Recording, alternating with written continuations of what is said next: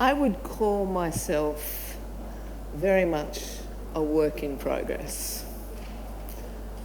A journey of life that is all experience that we can have as lessons and a future of opportunities. Amongst all of that, one of the most amazing things that I celebrate is how freaking amazing our biology is. Anybody feel that? Our bodies keep us well, have 36,000 billion reactions going on every day without us even thinking about it. It's insane. We have a knowledge that is ingrained into us, that is in our genetics. Would you say that well-being is something that you have or something that you do? Would you say that emotions are an amazing way to start thinking about well-being? That if we address emotions first, physical things happen as well. So today, that's where I'm coming from. I'm coming from the power of emotions as a chemical and energetic messaging within our innate knowing, in our amazing biology. The theme of this incredible event is awaken. People coming through a journey of a different way of looking at life and looking at how life moves and dealing with the emotions that go through that, whether it be in us or whether it be for someone that we are losing. And in that, I would really like to acknowledge the traditional owners of the land on which we stand, because they have the connection and the knowing, and the loss that they have suffered is intense. When I put into the ChatGPT, I do love this whole process of AI, so long as we are informing it with humanity. And I feel like it's really important for some of us to be in there using that tool to inform it with what it means to be human. But this is what came up, because it's been informed to think that grief and loss looks just like this. And it certainly does.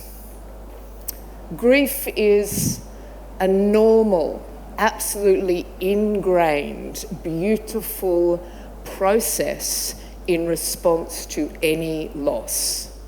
And here we associate it mainly with loss of life, with a passing, with a change, but it can be a loss of anything. And that grief, that emotion that we feel is real.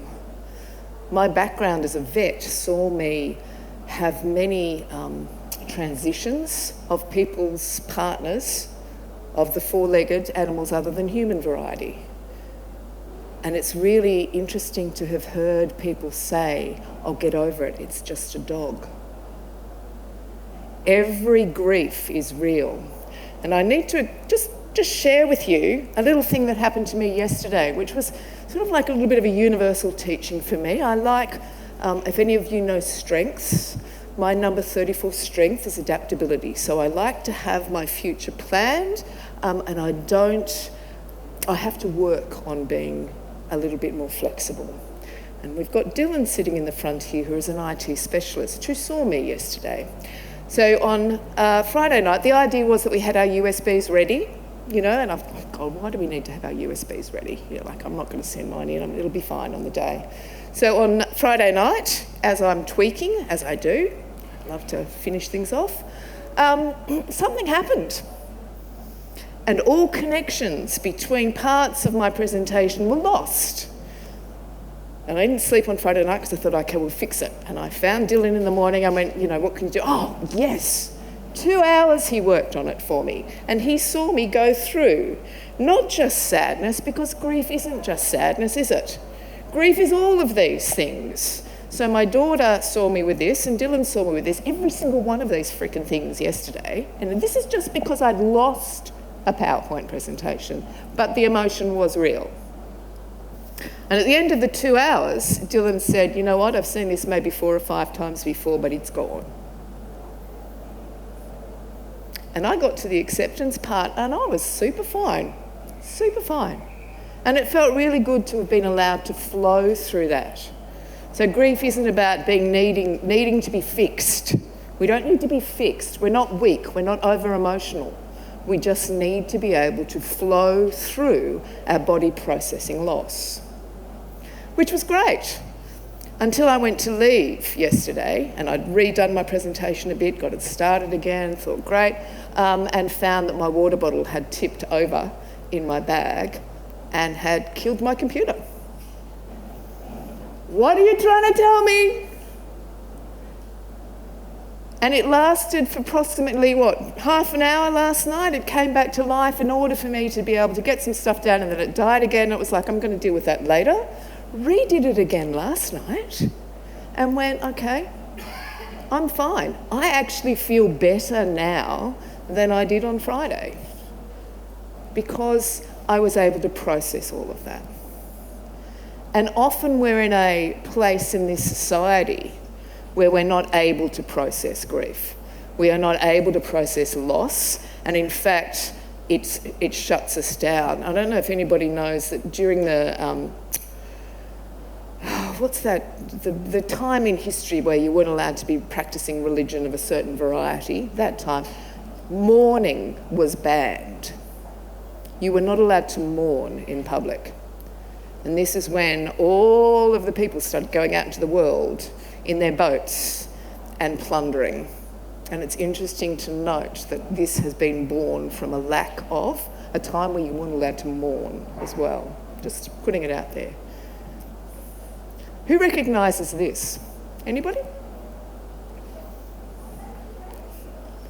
My daughter recognises this because this was her favourite show. This is Land Before Time, and this little guy's name is Littlefoot. And Littlefoot had, I'm getting teary. Littlefoot had a mother who passed. She died because that's what happened. And she stayed in the clouds for him while he was moving through what was going to be the end of the dinosaurs.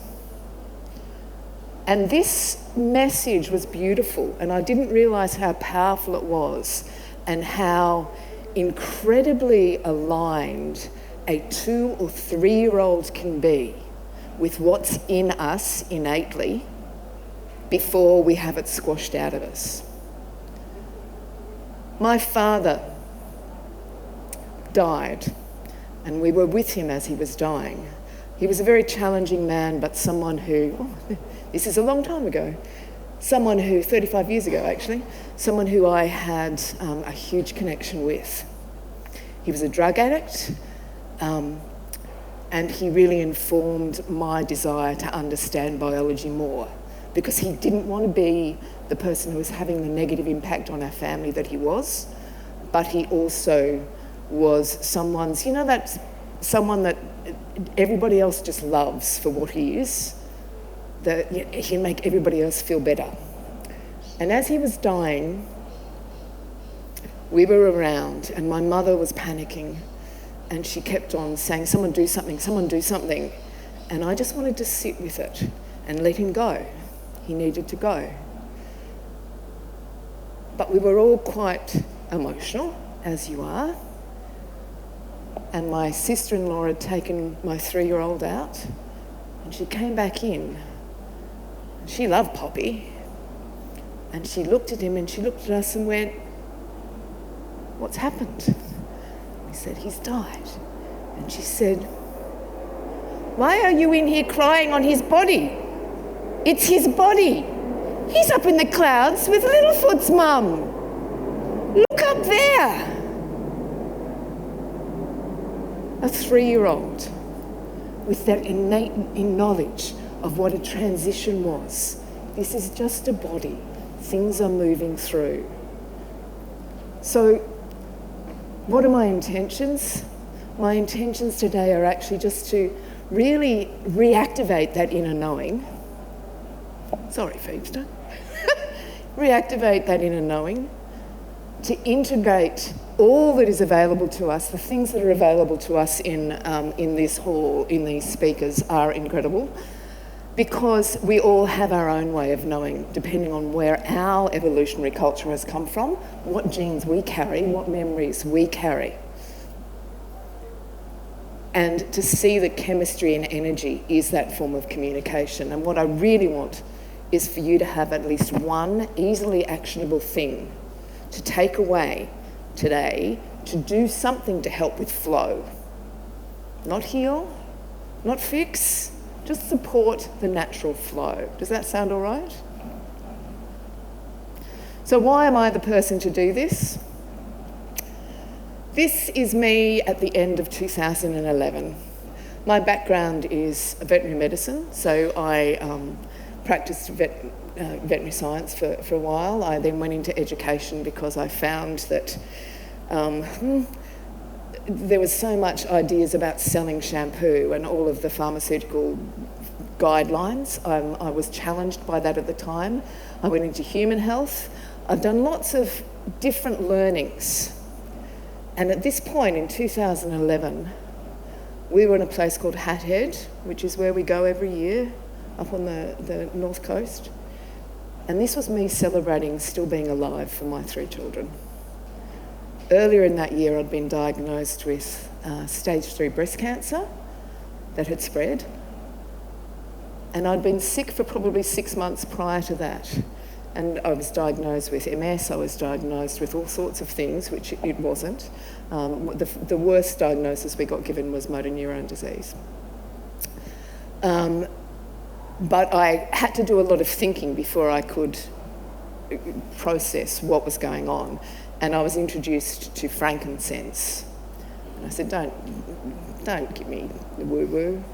And I did 6 months worth of research before I actually went, oh, this stuff's pretty good for supporting the nervous system. And I bought a bottle of frankincense, and a couple of weeks later I was diagnosed, and I was allowed to know what was going on. And that started my journey really into the chemistry and energy of healing rather than just a medical model. It also, that going through that sense of loss, grief, challenge, allowed me to go, you know what, fuck it. There's going to be heaps of things that I'm going to take part in that I may not have wanted to before. The year after I finished treatment, I went to Thailand to work as a consultant over there and took our kids. Like, just went, yeah, I'm doing it. This is an opportunity. This is us in 2020 in Africa. My brother and his daughters, my partner and I and our 3 kids, all experiencing the natural world because we celebrate nature as a teacher. Nature has a feedback loop. Nature, we are part of the world's evolution, and all of that is communication. Has anybody seen this little video before?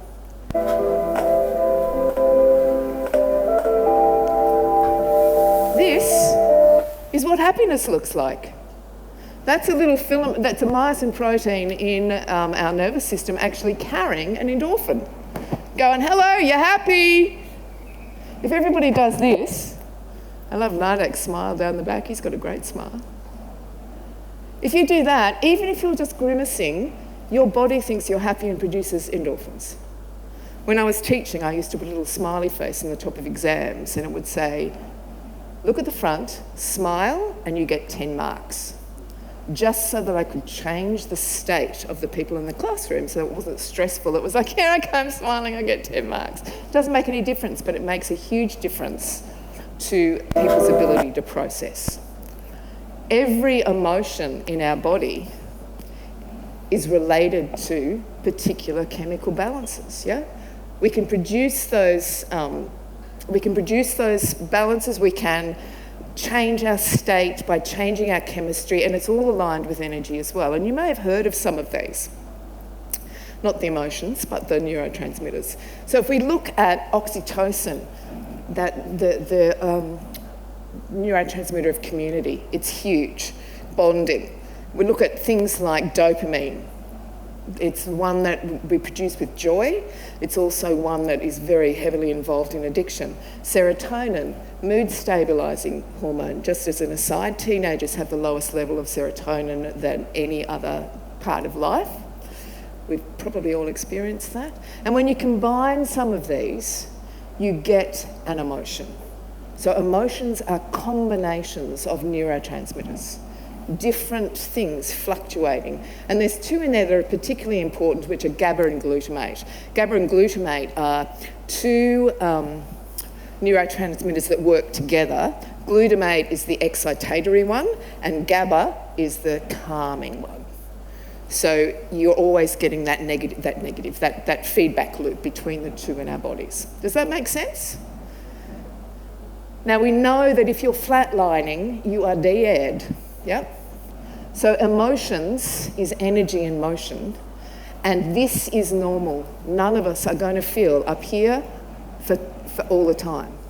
We have to be doing the thing. But the problem is that if we get stuck, disease occurs when you have an energy block, and that energy block is when you're stuck in an emotion. So if you are emotionally well, you will always be able to say no without guilt. You'll be comfortable most of the time. You won't be happy all of the time. You'll be well in your gut. You won't be driven by sympathetic overload. You can respond to change. That was me yesterday, maybe. And you have the ability to relax. That's emotionally well, all of us. So if you are going through a period of life where there is loss, that is going to be challenged. So things will be heightened. And if we are, like in this society, actually suppressed in the way that we can do that, we will feel it in our body. Our chest will tighten, our dopamine drops, our cortisol spikes, so we're getting lots of stress hormones. Our serotonin drops down. So that processing of grief through all the stages, if we get stuck in any of them, then we've got a problem. This is someone undergoing one of these jumps. Can you see the people in the background? This guy's about to get gored by a bull, and they're just sitting there going, yeah, right, okay, that's what we've come to see. He can jump tall buildings with a single bound because he is in sympathetic drive. He is surviving, yep? That is good stress. We have to have stress at some stage. But we don't get chased by a bull or continue to lose our PowerPoint the whole of our lives, yeah? But if we have the feeling that we're continually being chased by a bull, we don't get the chance to do the feedback. Stress, grief, burnout, when we come to, especially if you're a carer, the burnout paradox, you care more, so you do more, you end up in burnout. Anybody experience that? We're also told to do this. Now push all that sadness deep down inside yourself, plaster on a smile, and let's crack on with Tuesday. That's the way we were brought up. And that is really suppressing flow. Now push all that sadness. Really suppressing flow. So what we want to do, and what I'm trying to, I suppose, deliver today are tools to prevent this spiral into burnout. We don't need to heal, but we don't want to get stuck. So we start off in the honeymoon phase, we feel so much care, or we feel so much, and we're just going to do more about it. And then you become stressed, and that stress can become chronic, and that chronic stress can become burnout, and that burnout can become chronic burnout. And we see it in the workplace all the time. I do a lot of wellbeing in the workplace work, because I think that's huge, especially in education and healthcare. And understanding the chemistry and energy of emotions is so important for helping people stop this spiral. It's not just chemistry. I tell you what, this introduction to aromatics has led me on so many different journeys, and the understanding of quantum mechanics and the power of energies. So our bodies have a vibrational energy. And to be well, we're at a higher vibration. Again, it's got to do this. But can you see where grief and anger and resentment sit? Really low energies. And if we're in that, if we're stuck in that, that is going to bring on dis-ease, lack of motion, energy blocks in our bodies. So what can we do to raise vibrations? The vibrations and chemistry work so hand in hand. We are energetic beings. The more the world understands this and this awaken, integrating all of this stuff, it's not us and them, it's and both, not either or. So important. So what are the things that can increase our vibration? Meditation, movement, breathwork, community, gratitude. You will hear this again and again on the different presentations here. They're great, but sometimes we are not ready for that. Sometimes we don't even have the energy for that. And what's one of the most powerful things we can do is be in nature. We have what we call biophilia. Bio, life, philly, and affiliation too. We are evolved to be in nature. We're evolved to have connection to each other and to the natural world. And this is really important. And this is back to that trip in Africa in 2020. And I need to just let you know, I am so happy and so well there. 3 weeks before, we had left our house in the Blue Mountains on Darug and Gundungurra land, not knowing whether we were going to come back to anything, because that's when that mother of a fire was going through. Go back out, reset, it was great. Came back, the stress comes back because it's not enough just to change your environment, but being in nature, having that community, being with family, enjoying learning, all of that stuff. We can do this. But what if we can't? What if we can't be in nature? What if right now you're feeling something and you're stuck in the black hall of Horden Pavilion because there's no natural light and there's no, it's really dark and cold in there? Are there things that you can do to actually change your chemistry and energy so that you're tapping into what nature does for you? And it's like, hell yeah.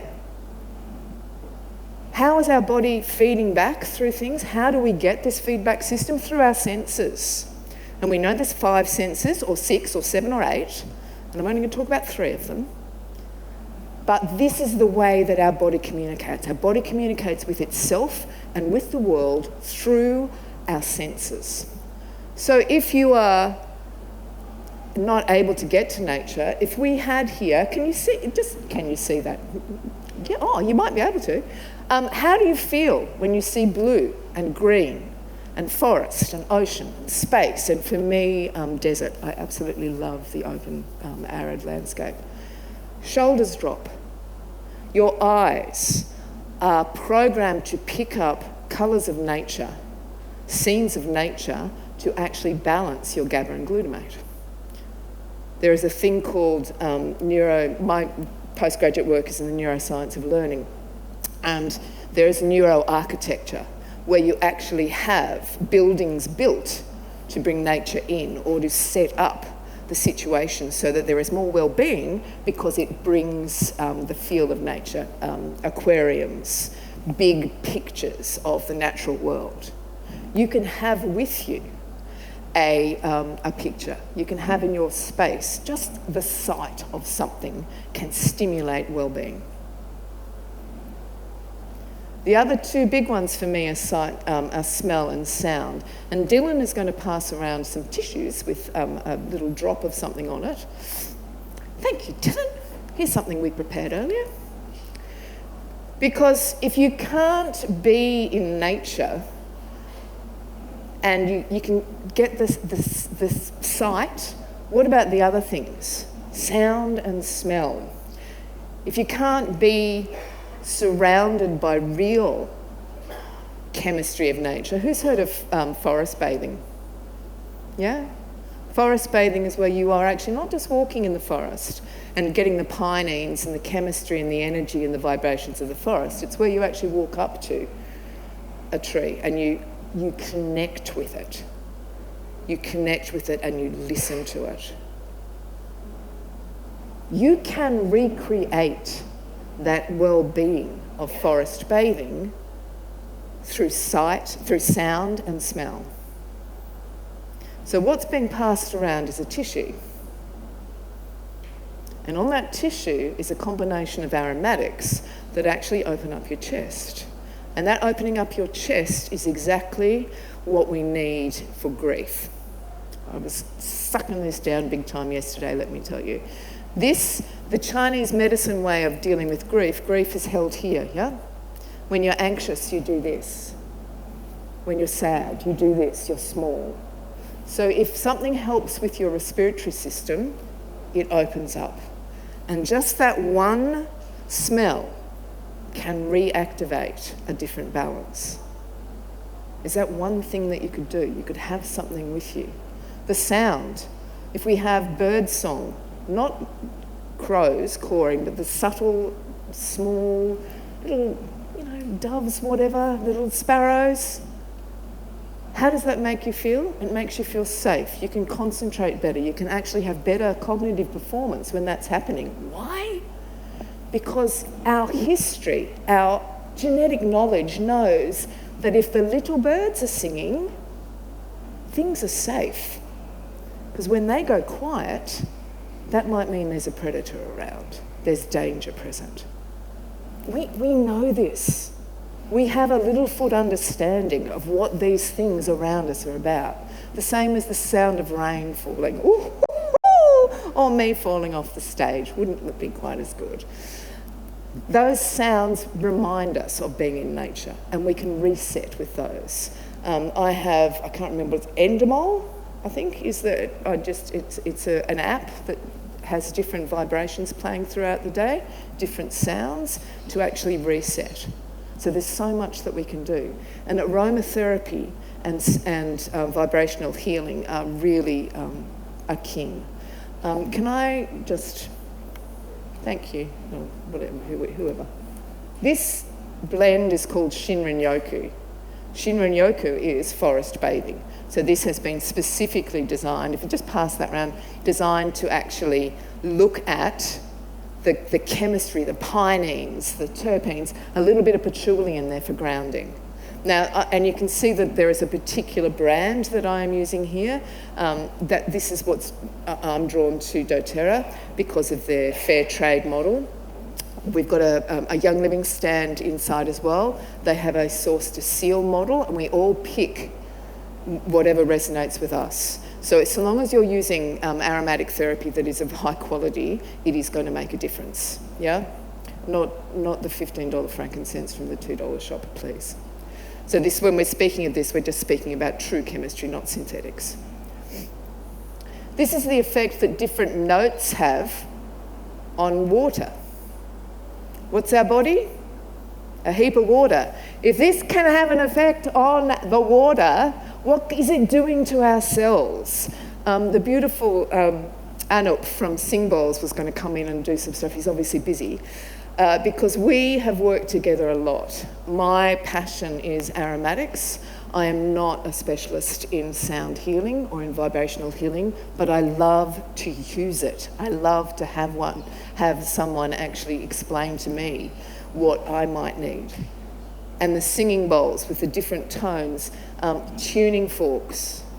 There are particular patterns. So tuning forks can be actually tuned according to something like the Gregorian chants, like there's a different scale or the actual notes. And I was hoping Anup would help us with that because there's so much and beautiful sound healing possibilities. So the singing bowl there that I actually bought for Anup about 10 years ago was specifically, it's a C, and it was specifically for grounding my son. And he used to actually get up and do that in the morning. It's beautiful. And the grounding notes of the vibrations can be amplified by the grounding of aromatics, because aromatics carry the most amazing vibrations. So rose, not only do the aromatics work on a chemical basis, but they work on a vibrational basis. So the highest vibrational energy from your plant is from rose. So rose, and I'll talk a little bit later, is about, it's the oil of love, but it's also self-acceptance. It is moving through being in life, basically, trying to increase those vibrations when we need some support. I'll just pass that around. Please feel free to use these as well and apply them wherever you need, knowing that someone else has just applied them, just putting that out there, you know. I also use an app where I can actually hear my voice, or I can speak my voice into it, and it picks up where the imbalances are, and it will actually program a set of frequencies for me to listen to in the morning that help reset that energy balance, that reset. So I start with emotions, yeah? Anoop, gorgeous. We've just been singing your praises. Did you bring a bowl? Oh. This is Anoop from Sing Bowls. This is called, this is an AO scanner. This is from a company called Solex, yeah. Awesome timing. Yeah, thank you. Can you share? Yeah. Can we have the handheld mic, if that's possible? All right. Okay. Where are we up to? We were just talking about the different ways that vibrational healing works on a cellular level, basically the impact, the impact that it has and the different ways that we can use it. Go. Can you hear me at the back? Okay. Let me just play the bowl quickly, see if you can hear it at the back. Actually, maybe I'll just come around. Oh.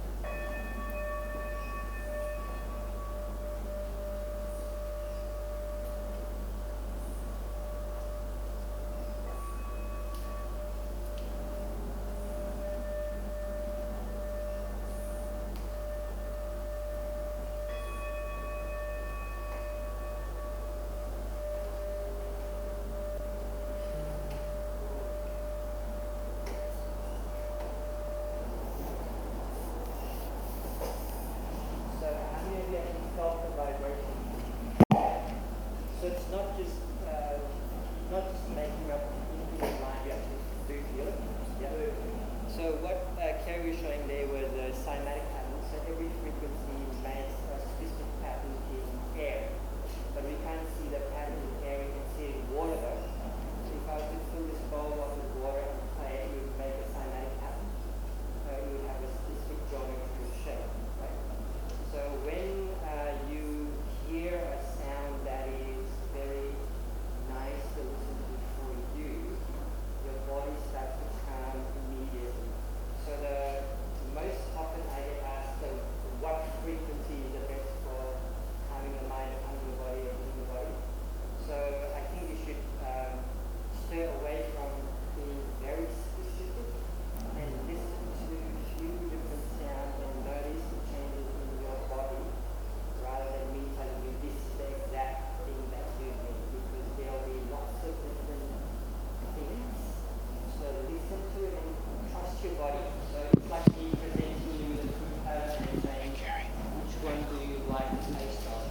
And you would pick a few and say, this is what I like, right? So compare that logic with someone asking which is the best vegetable because it's healing. So I would say whichever that you eat the most. So you have to first enjoy it and eat it repeatedly, and then you get the benefit. So it's the same thing. So when you're dealing with frequencies and vibration, there'll be a lot of choices, and listen to a few different ones, and the science behind it is there, but the way to get into the first step is to actually like the sound of it, so your mind feels calm, and that will relate that the body feeling calm. And when you get to a space where your body is calm and relaxed, the healing happens automatically.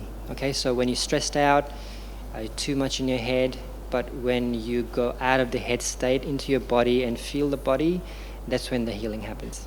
Okay, do you have any questions at all? No? Okay. Well, if you have any questions, I'm at the stall, so you can always come and ask me. Okay? What stall number are you on? It's D4. Thank you. Thank you, Annette. Thank you. It's so important for us to integrate everybody's knowledge.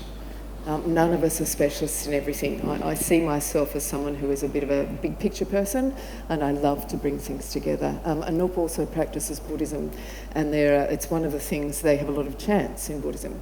And I don't know if anybody's done any work with Greg Baldwin, the wisdom codes. The fact that we have a way of tapping into, again, ancient wisdom. Why were there chants? Why is there an Om? Why is the Lord's Prayer said in a particular way? All of these things that we do as a ritual are all coded for voice and vibration. So chanting is this incredible way of also bringing in that sound healing, that vibrational healing. And I went to a talk this morning, Shantari, and she, I have only just discovered Greg Baldwin, 6 months ago, and their whole thing is based on the Aramaic way of saying the Lord's Prayer, which is the original coding of that wisdom. There is so much that we can tap into. So please, go at this sort of thing, you can go and experience all of the different modalities, and you've got someone there that you can tap into. All right, I want to finish off just by looking at some of the aromatics that we can use specifically, because every aromatic has not just a physical thing, like that tissue that you smelt, that is it's called easy air, it's an opening. It is something that also has an emotional aspect. So we look at, we look at rose, the oil of love, highest vibration. The floral oils are so good at bringing us into love and so it's heart opening. So when we're going through grief, loss, change, the florals are light, they're supportive. They help lift and they help us accept. So the oil of compassion, which we need a lot of for ourselves when we are feeling resentment. The other oils, the other categories of oils, things like resins, myrrh, frankincense, copaiba, they come from when the tree is damaged, resin oozes out. And what is that resin doing? It's healing. Guess what the resin oils do for us? They heal. So frankincense, incredible. Father oil. Root oils, grounding, vetiver, spikenard, ginger. Wood oils, stop this, because the trunk of the tree needs to be scented. Beautiful wood oils, sandalwood, Buddha wood. Leaf oils. We talked before about the fact that in Chinese medicine, grief is held here. The leaf oils are really big in Chinese medicine for helping grief because they open the chest. They are about breathing easily. Citrus oils, lifting. Beautiful orange. If you've got fresh citrus, the colour of them, the smell of that peel, the essential oils capture all of that. They are uplifting and amazing. And then we come to the pine oils. I mean, the pine oils, a lot of cultures use the pine oils for spiritual awakening. So things like cypress and Douglas fir on the third eye. There are ways to use each of the different categories, but you don't have to have an understanding of the category. You can just feel by intuition. Can I just say that yesterday I got my own medicine. I went, okay, so let me see what I need. I'm not going to just overthink it. I'm going to use my card pack and I'm going to pick a card. So Dylan was there and I gifted him an oil to say thank you for what he was trying to do. And we shifted, did the shuffle, blah, blah, blah. Dylan, what was the oil you picked? Basil. And I went, I don't know why you've picked basil. And what did you say? So on these cards is a whole lot of emotional stuff. And his face was like, how did didn't know that. How did those cards know I needed this? And if you've got the pure natural version of that, it actually does resonate. The vibrational energy gives you what you need. And I picked Arbor Vitae, a very strong wood oil. And this is what it says. Remove blocks, remove the need for control, get grounded again. It may seem like there are challenges and delays around you at this time. Just ride it through. This time will pass. Trust in divine guidance. And the affirmation associated with it was, I rise above all obstacles and all the challenges in my path. I needed that yesterday. And I smothered myself in Arbor Vitae. I used all of the other oils and I allowed myself to go through those steps without feeling, I did say it once, I think yesterday, oh, I feel so stupid, and I had to stop myself. No, this is just a natural process. And one of the things that we are talking about grief in relation to here is end-of-life transmission. In end-of-life, transition, not transmission, well, transmission for sure. Yeah, thank you. The things that we can do to support those going through that stage are to use vibrations and aromatherapy to support the pain, physical and emotional. We can use it, vibrations and energy, to support things like edema, so swelling, which is big as people are moving through and their circulatory system is shutting down. We can use them to help, with respiration and digestion. My mother is 97 and she has been living a beautiful life. And she has been quite disturbed and challenged over the last few months. And we've realised that she's got a bowel cancer and she's got chronic bleeding. So she is slowly transitioning, and it wasn't going well for her. We don't know, it could be months, it could be weeks. But I started giving her hand massages with an oil called Adaptive, which is about moving through. And then when she was having difficulty with her belly, and I was having difficulty dealing with her distress, I started giving her massage with an oil called Digest-Zen, which is about digestive stuff for her gut, but emotionally it helps you process change.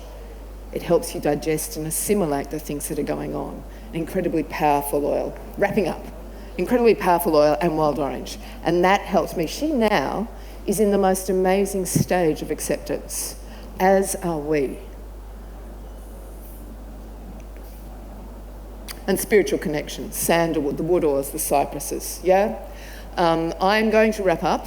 Helichrysum, oil of, yeah, healing emotional pain. Lavender, oil of communication, because we need to communicate. Each of these things, so you can, if you are more interested, the things like leaves and wood oils can also help us with energy protection. So tea tree and wintergreen, tea tree and on guard are good for protecting our energetic field, especially when we're feeling guilt. Wintergreen and lemongrass, really good for tapping into patterns that we're holding and breaking them, and then we nourish those new patterns with something like frankincense, neroli, the most beautiful oils, yeah? So, how did we do? Have we got something about our inner knowing from today? Have we got something that shows that we integrate all of the ways that our bodies can communicate with chemistry and energy? And do you have, importantly, at least one easily actionable step for you to do now to help with grief, loss, or transition? If you wanted to take an image of that, this is just a suggestion from one company that has how to deal with the different stages. I am at G something, active axons, opposite Shantari, and please come and speak to us or come and try the oils that might, so that you can see if they resonate with you. And we have a lot of resources that you can tap into, or just use your intuition, because your body knows. We know. Thank you so much for being here, guys.